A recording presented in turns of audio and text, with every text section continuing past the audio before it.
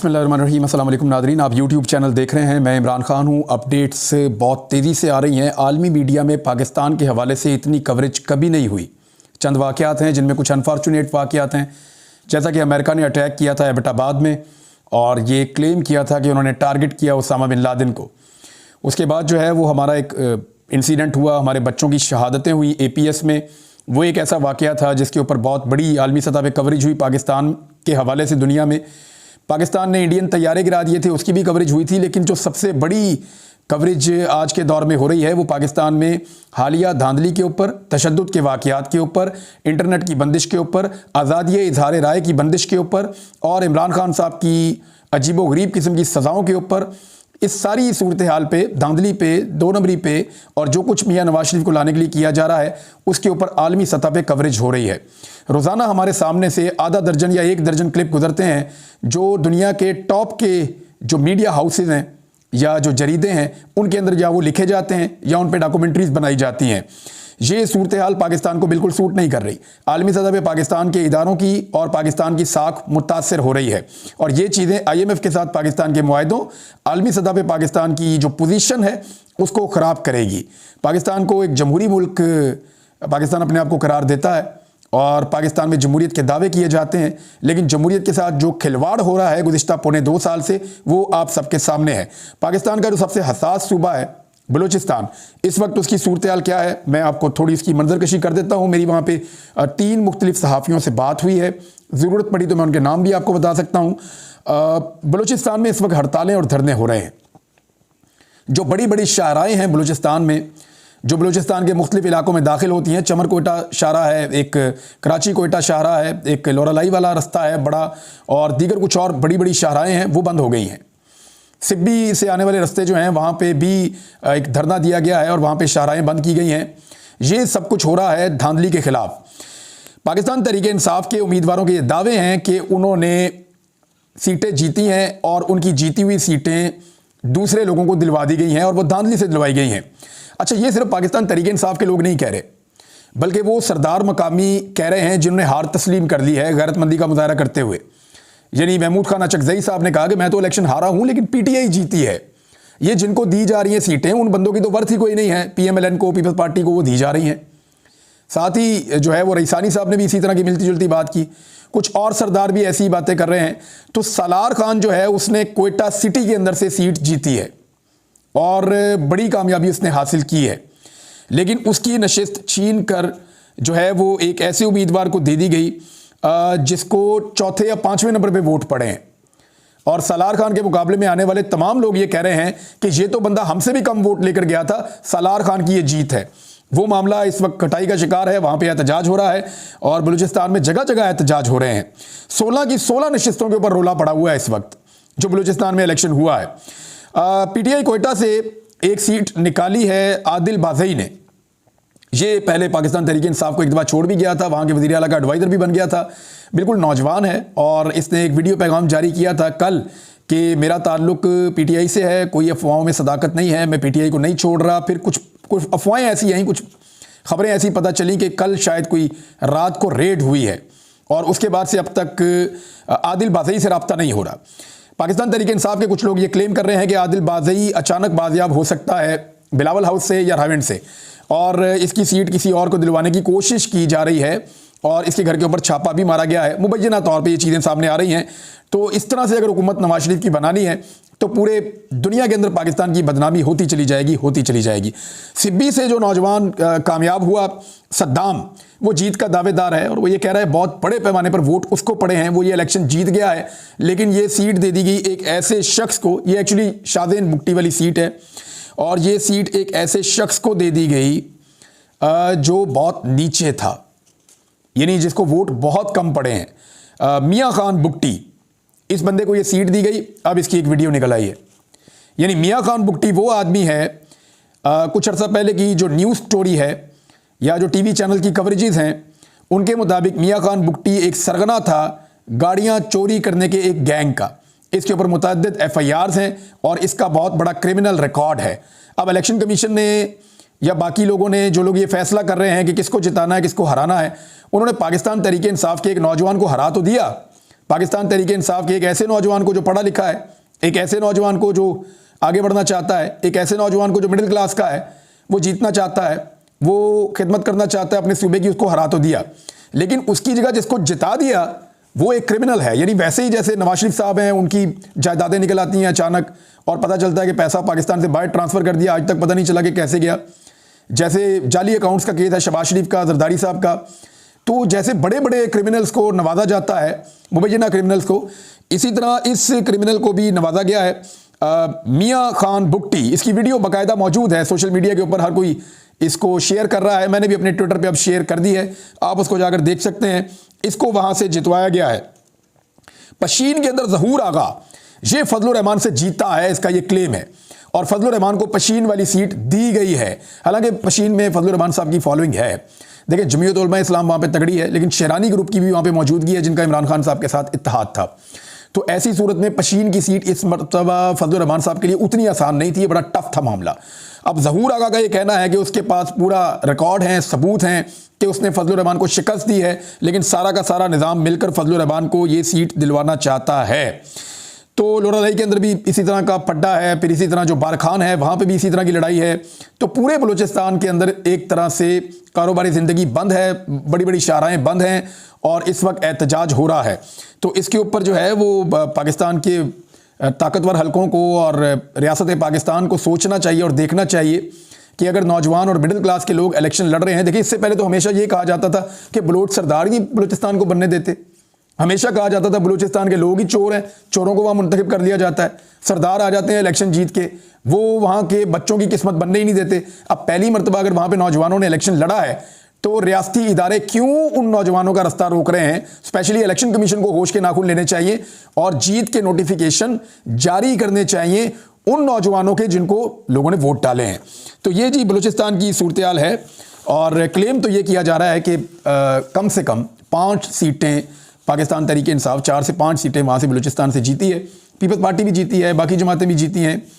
तो अभी बलूचिस्तान के मामला चल रहे हैं, ये कोर्ट के अंदर भी जाएंगे, लेकिन जो जितनी बड़ी जमातें हैं बलूचिस्तान की, उन सब ने कहा है कि ये इस तरह से तो इलेक्शन पहले नहीं हुए जिस तरह इलेक्शन इस मरतबा किए गए हैं। एक और बड़ी खबर है, और ये बहुत बड़ी खबर है, इमरान खान ने वज़ीर आला खैबर पख्तूनख्वा के लिए अली अमीन गंडापुर को नामजद कर दिया है। अली अमीन गंडापुर कौन है? इसके नाम के ऊपर बड़ा एतराज़ कर रहे हैं हमारे कुछ दानिश्वर। कुछ लोगों का कहना है कि अली अमीन गंडापुर की ये काबिलियत नहीं है कि इनको बनाया जाता, लेकिन मैं आपको बताता हूँ कौन है। मेरी कुछ अर्सा पहले अली अमीन गंडापुर के वालिद से मुलाकात हुई थी, तो उनसे मिलकर मुझे आइडिया हुआ कि उनके बेटे ऐसे क्यों हैं। उनके 3 बेटे हैं और एक कैप्टन साहब हैं, एक फैसल गंडापुर हैं और एक अली अमीन गंडापुर हैं। उमर, कैप्टन उमर हैं और ये 3 बेटे हैं उनके। अब मैं जिससे सबसे ज़्यादा मुतासिर हूँ इनके बेटों में से, वो फैसल, ये ही इज़ अ जीनियस और वो बहुत क्वालिफाइड है और पॉलिटिक्स के बारे में, हिस्ट्री के बारे में नॉलेज उसका, और ही इज़ अ डूअर और दिन रात वो काम करने वाला आदमी है, बहुत शानदार। अली अमीन गंडापुर जो है वो बड़ा क्विक लर्नर है और बहुत मजबूत शख्सियत का आदमी है।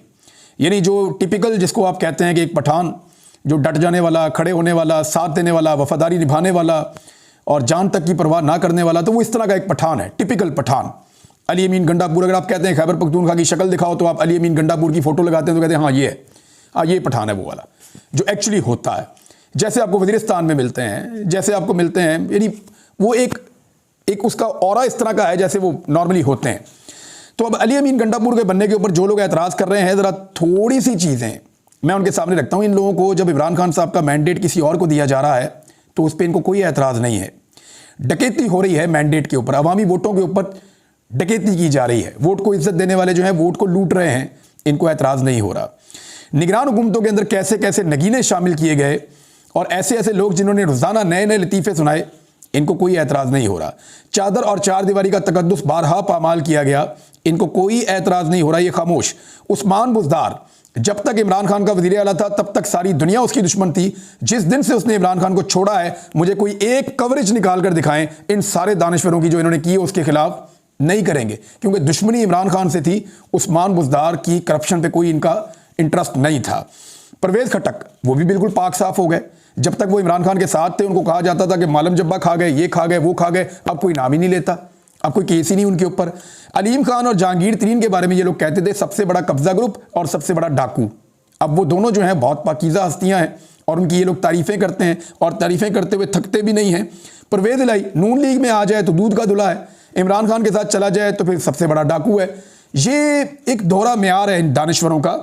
और एक ऐसे शख्स को यानी इमरान खान साहब जिसकी पार्टी को तोड़ दिया गया, 2 नई पार्टियां उसके अंदर से बना दी गई, फिर खरीदो फरोख्त अभी तक जारी है, उसके बंदे उठाए जा रहे हैं, उनकी जो है वफादारी तब्दील की जा रही है। एक ऐसे शख्स को आप ये तवक्को कर रहे हैं कि वो पाकिस्तान के मीडिया से या पाकिस्तान के इदारों से या पाकिस्तान की बाकी सियासी जमातों से मुशावरत करने के बाद वो अपना एक ऐसा कमज़ोर सा वज़ीर आला खैबर पख्तूनख्वा दे जो थोड़े अरसे के अंदर ये एक्सपोज हो जाए और किसी और के इशारों पे नाचना शुरू हो जाए, तो इमरान खान से तो ये एक्सपेक्ट ना किया जाए। क्योंकि जिस सिचुएशन से वो आदमी गुजर रहा है उसको एक बहुत मजबूत आदमी की ज़रूरत है जो उसका वफादार रहे, ऐसे आदमी की ज़रूरत है जो उसके साथ खड़ा रहे, ऐसे आदमी की ज़रूरत है जो उसकी अमानत, क्योंकि ये इमरान खान की अमानत है खैबर पख्तूनख्वा की वज़ारत आला। अगर उनका वफाक में वज़ीर आज़म बनता है तो वो भी इनकी अमानत है, अगर उनका बनता है पंजाब के अंदर वज़ीर आला तो वो भी इमरान खान की अमानत है। लोगों ने वोट इमरान खान को दिए हैं, बाकी किसी को नहीं दिए। ये लोग तो बेचारे अपने जलसों में भी नहीं जा सके। तो मामला यह है कि इमरान खान ने मजबूत आदमी को देना था, किसी से मशवरा लेने की ज़रूरत नहीं है। मेरे ख्याल में अली अमीन गंडापुर, अगर नॉर्मल हालात होते तो इसको डिस्कस किया जा सकता था कि अली अमीन गंडापुर हैं या नहीं है, होना चाहिए या नहीं होना चाहिए। देखो क्वालिफाइड आदमी है, ऐसा नहीं है कि यानी आप बहुत सारे लोगों से कंपैरिजन करें तो उसकी एजुकेशन का लेवल ठीक है, लेकिन उसका एक स्ट्रक्चर ऐसा है उस आदमी का, उसका दिखावा ऐसा है और उसका उठना बैठना इस तरीके का है, उसका चीज़ों को डील करने का अंदाज़ इस तरीके का है, वो दबंग किस्म का अंदाज़ है, तो लोग उनको किसी और नज़र से देखते हैं। लेकिन उसका जो पूरा प्रोफाइल है उसको पढ़ें, आपकी काफ़ी तसल्ली हो जाएगी। ये नॉर्मल हालात नहीं हैं, ये ऐसा लगता है कि जंगी नौइयत के हालात पाकिस्तान में बना दिए गए हैं एक सियासी जमात के लिए ख़ास तौर पे। तो उस सियासी जमात के लीडर से आप तवक्को करते हैं कि वो नॉर्मल फैसले करेगा, तो वो कर नहीं पाएगा। उसको बहुत मजबूत आदमी की ज़रूरत थी और ऐसा आदमी जिसे ख़रीदा ना जा सके, ऐसा आदमी जिसे धमकाया ना जा सके, ऐसा आदमी जिसे मजबूर ना किया जा सके। तो अभी तक तो अली अमीन गंडापुर ने साबित किया है कि वो इतनी जल्दी काबू आने वाला नहीं है। लिहाजा इमरान खान साहब की चॉइस है, ये उनकी मर्ज़ी थी, अगर वो लाना चाहें तो वो उनको ला सकते हैं और पाकिस्तान तहरीक इंसाफ इस चॉइस को पसंद कर रही है। पाकिस्तान पीपल्स पार्टी बार बार ये कह रही है जनाब पंजाब में धांधली हो रही, पंजाब में धांधली हो रही, हमें जी मैंडेट का एहतराम करना चाहिए। वो मैंडेट का एहतराम करना है तो जाके मुल्तान में करो, जहाँ पे गिलानियों को जिताने के लिए वोटों को मुस्तरद किया गया और इतने बड़े पैमाने पर मुस्तरद किया गया कि जीत के मार्जिन से दुगने वोट जो हैं वो मुस्तरद हुए हैं वहाँ पे। तो अगर गिलानियों को इस तरह जिताया गया धांधली करके, तो इस पर भी बात करें। और पीपल्स पार्टी चाहती ये है कि पंजाब में उनका चेहरा दूध से धुला हुआ नजर आए और सिंध में धांधली से मुंह काला किया हुआ है। यानी इंटीरियर सिंध की सारी जमातें कह रही हैं कि पीपल्स पार्टी ने धांधली की है, शहरी सिंध की जमातें कह रही हैं कि पीपल्स पार्टी ने और एमक्यूएम ने मिलकर धांधली की है। सब वहाँ पे जर्नलिस्ट बता रहे हैं कि हैदराबाद में और कराची के अंदर ज़्यादा नशिस्तें तहरीक इंसाफ ने जीती हैं, लेकिन वो सीटें पीपल्स पार्टी और एमक्यूएम के अंदर बांट दी गई हैं। तो पीपल्स पार्टी और एमक्यूएम भी उसी पाकिस्तान तहरीक इंसाफ की सीटों की बेनिफिशरी है जिनकी पंजाब में बेनिफिशरी है मुस्लिम लीग नून। तो इनमें कोई फ़र्क नहीं है, ये दोनों मिलकर बैठ जाएंगे। एक्चुअली बिलावल का और जरदारी साहब का ये तरीका वारदात है, ये थोड़ा सा प्रेशर क्रिएट करेंगे, ये थोड़े से नखरे करेंगे और उसके बदले में ज़्यादा बेहतर ओहदे ले लेंगे। हुकूमत इन्होंने मिलकर यूं करके बनानी है कि शहबाज शरीफ, नवाज शरीफ, जरदारी, बिलावल, फजलुर रहमान, ये चूचू का मुरब्बा मिलकर हुकूमत बनाएगा, क्योंकि इनके साथ इस वक्त सहूलतकारी हो रही है। और ये जब हुकूमत बनाएंगे तो मुल्क को चलाएंगे कैसे? वफाकी हुकूमत में आते हुए इनकी कांपें टांग रही हैं। ये चाहते हैं सूबे इनको मिल जाएं, पंजाब, बलूचिस्तान, सिंध, लेकिन इनको ये जो वफाकी हुकूमत है उसको हाथ डालते हुए ये डर रहे हैं। वजह क्या है? इन्होंने 16 माह की पीडीएम की हुकूमत ने और उसके बाद उस वक्त से लेकर अब तक चलने वाली जो हुकूमत है निगरान हुकूमत, इन्होंने इकॉनमी का वो बेड़ा गर्क किया है कि अब IMF के साथ मार्च में इनको मुआहदे में जाना है और पाकिस्तान में इस लेवल की महंगाई होगी और बिजली का यूनिट वहाँ पहुँच जाएगा और पेट्रोल की कीमतें और डॉलर की कीमतें वहाँ पहुँचेंगी कि पाकिस्तानी पनाह मांगेंगे। आप देखिएगा रमज़ान मुबारक और उसके बाद होगा क्या। ये लोग कभी भी ये बोझ नहीं उठा पाएंगे, लोग इनके खिलाफ खुद सड़कों पे निकल आएंगे, किसी को कंपेन करनी ही नहीं पड़ेगी। ये हालात आने वाले दिनों में होने वाले हैं। मैं तो कहता हूँ कि PMLN आए, बड़ा शौक है इनको इक़्तिदार में आने का, तो आए इक़्तिदार में। जैसे ये पहले एक्सपोज हुए हैं उससे ज़्यादा ये दोबारा एक्सपोज होंगे। तहरीक इंसाफ अपोजिशन लीडर किसे बनाएगी, बड़ा सवाल है। बहुत सारी चीज़ें मुझे आपके साथ शेयर करनी है क्योंकि खबरें बहुत ज़्यादा हैं, अगले वीलॉग में बताता हूँ। लेकिन पहले अपोजिशन लीडर पाकिस्तान तहरीक इंसाफ का देखें। वफाक के अंदर अपोजिशन लीडर के लिए कुछ नाम लिए जा रहे हैं। कुछ लोग कह रहे हैं कि जी लतीफ़ खोसा साहब को बनाया जाए। वो बड़े अच्छे सियासतदान हैं, लेकिन पाकिस्तान तहरीक इंसाफ में उनकी ग्रिप नहीं है। बड़े अच्छे वकील भी हैं, लेकिन तहरीक इंसाफ एक्चुअली वो तहरीक इंसाफ अभी तक नहीं है। ये वैसे ही है जैसे उस्मान बुज़दार साहब, क्योंकि उनकी अभी शनासाई भी नहीं है तहरीक इंसाफ के लोगों के साथ उस अंदाज में। तो लतीफ़ खोसा साहब की एक ऑप्शन है। एक ऑप्शन दी जा रही है उमैर नियाज़ी साहब की। वो सॉफ्ट स्पोकन है काफ़ी, और जिस तरह के हालात हैं यहाँ पे एक अग्रेसिव आदमी चाहिए। और इमरान खान साहब ने मेरी इतलात के मुताबिक एक दो जगह पे कोट किया है बड़ी राजदारी के साथ कि हो सकता है कि वो बना दें शेर अफजल मरवत को अपोजिशन लीडर। और अगर शेर अफजल मरवत को अपोजिशन लीडर बनाया गया ना, तो ये नवाज शरीफ को मुसीबत डाल के रखेगा। जितनी देर तक ये रहेगा कौमी असम्बली में अपोजिशन लीडर, ये नवाज शरीफ, आसिफ अली जरदारी, इन सबको तिगनी का नाच नचाता रहेगा। मैं इस आदमी को जानता हूँ, मैंने इसको देखा है गुज़िश्ता चंद दिनों के अंदर, और इसके हवाले से लोग शकूक व शुबहात का इजहार भी करते हैं। वो सारी चीज़ें अपनी जगह पे, अब किसी आदमी के दिल के अंदर झांक के तो नहीं देख सकते, लेकिन ये सबको पता है कि ये आदमी भी बहुत बड़ी चिपक है, और ये अगर हुकूमत को चिपक गया तो हुकूमत के लिए जान छुड़ाना मुश्किल हो जाएगी। और शेर अफजल मरवत अगर इमरान खान लेकर आते हैं अपोजिशन लीडर के तौर पे, तो फिर इससे क्लियर हो जाएगा कि इमरान खान का माइंडसेट क्या है। यानी एक तरफ अली अमीन गंडापुर, एक तरफ शेर अफजल मरवत, और देखते हैं पंजाब में और बाकी जगहों पे इमरान खान क्या फैसला करते हैं। इस वीलॉग को यहाँ रोकते हैं, बाकी चीज़ें आपको मैं बता दूँ अपने अगले वीलॉग में। अपना ख्याल रखिएगा, अपने इस चैनल का भी। अल्लाह हाफ़िज़।